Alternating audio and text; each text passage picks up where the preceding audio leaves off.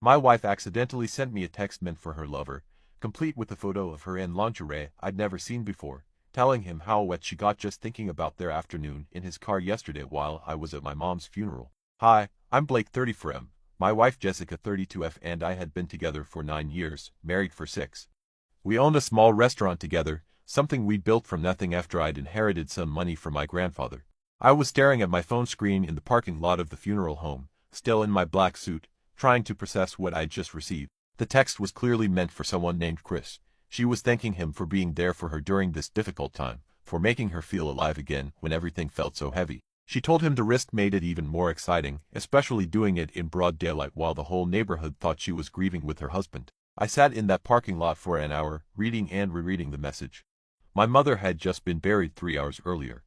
Jessica had held my hand during the service, brought tissues when I cried, played the perfect supportive wife in front of my entire family. And apparently she'd spent yesterday afternoon having sex with another man while I planned my mother's eulogy. When I got home, Jessica was cooking dinner, still wearing the conservative black dress from the funeral. She hugged me, asked how I was holding up, suggested we order takeout instead since cooking seemed inappropriate somehow. I almost laughed at the absurdity. Here she was, pretending to care about funeral etiquette while she'd been sending lingerie photos to her affair partner. I didn't mention the text. Instead, I told her I needed some time alone to process everything and went to our home office. That's when I started digging, but not in the way you'd expect. I didn't hire a private investigator or go through her phone. I had something better, access to our business accounts, our shared credit cards, our joint everything. Jessica and I ran our restaurant together, which meant I could see every transaction she'd made for months. Hotel charges on Tuesday afternoons when she claimed to be visiting suppliers. Expensive lingerie purchases I'd never benefited from. Even payments to a couple's massage place downtown, always for 2 people, always when I was working lunch shifts alone. The financial trail painted a clear picture. She'd been using our business money to fund her affair for at least 4 months. Money we'd earned together, money from the inheritance that had started our dream, was paying for hotel rooms and sexy outfits for another man. But here's where it gets interesting. Our restaurant was struggling. We'd been talking about taking out a loan, maybe selling my mother's jewelry to cover some upcoming expenses. Jessica had been insisting we needed to be more careful with money, cut back on personal spending, maybe even consider closing if things didn't improve soon. Meanwhile, she'd spent over $3,000 of our business funds on her affair. I spent the next week acting like the grieving son while secretly documenting everything. Every charge, every suspicious transaction, every lie about where our money was going.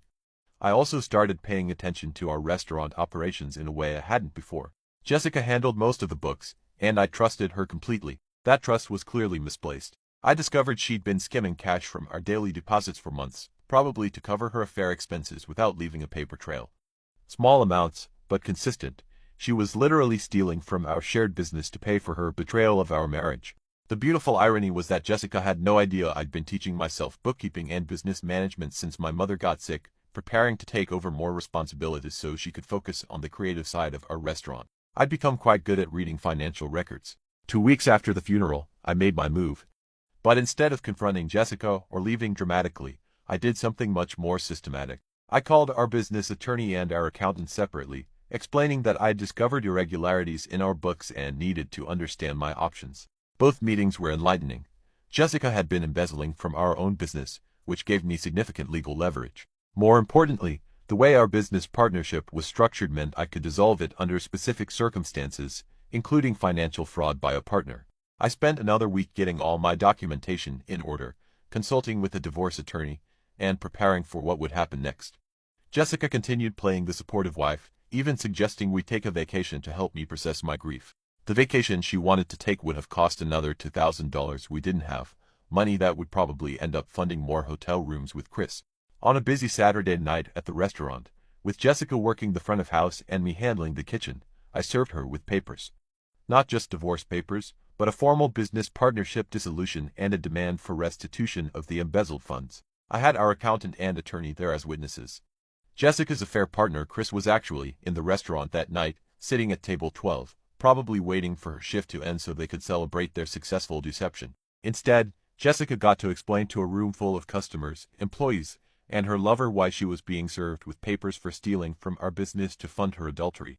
The look on Chris's face when he realized what was happening was almost worth the months of betrayal. Her in lingerie I'd never seen before, telling him how wet she got just thinking about their afternoon in his car yesterday while I was at my mom's funeral. 6 months later, and the fallout has been more dramatic than I could have imagined. Jessica tried to fight the business dissolution at first, claiming I was being vindictive and that the money she'd taken was just poor bookkeeping, not theft.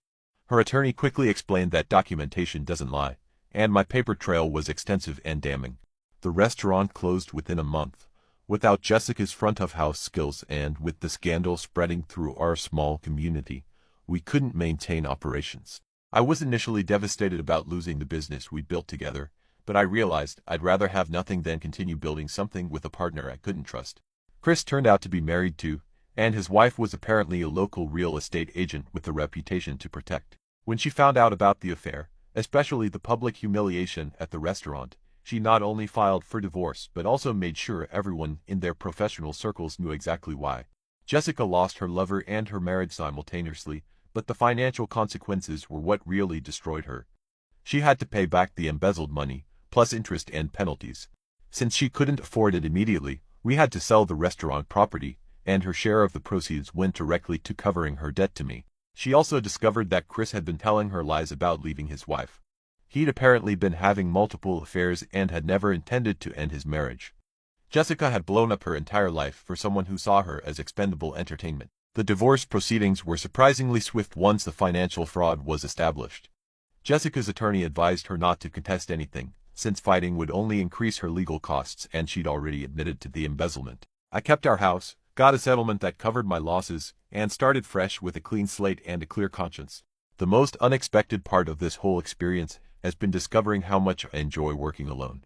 I took a job managing a kitchen for a high-end catering company, and without the stress of business partnership or marriage drama, I'm actually thriving professionally. I also learned that I'm much better at reading people and situations than I thought. The financial investigation skills I developed during this mess have made me valuable to my new employer, who's been having me review vendor contracts and cost management. Jessica tried to contact me around month 4, wanting to apologize and asking if we could have coffee to talk through what happened. I declined through my attorney. There's nothing she could say that would change anything, and I have no interest in helping her process her guilt. I heard through mutual friends that she's moved back in with her parents and is working at a chain restaurant across town. Chris never left his wife, and Jessica's reputation in our community is completely destroyed. She went from being half of a respected local business couple to being known as the woman who stole from her own restaurant to pay for her affair.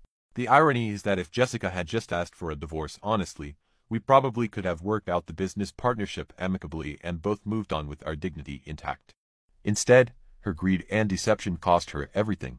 I'm not dating anyone seriously yet, but I'm not opposed to it either. The difference is that now I know what red flags to watch for, and I'm never again mixing business with personal relationships. Trust, once broken this completely, changes how you approach everything. People ask if I miss the restaurant, and honestly, some days I do.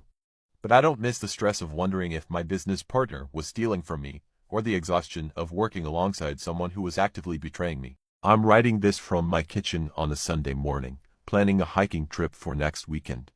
Life is quieter now, but it's honest. Jessica's betrayal taught me that I'd rather have less with integrity than more built on lies. Sometimes the best revenge is simply refusing to let someone else's choices destroy your peace of mind.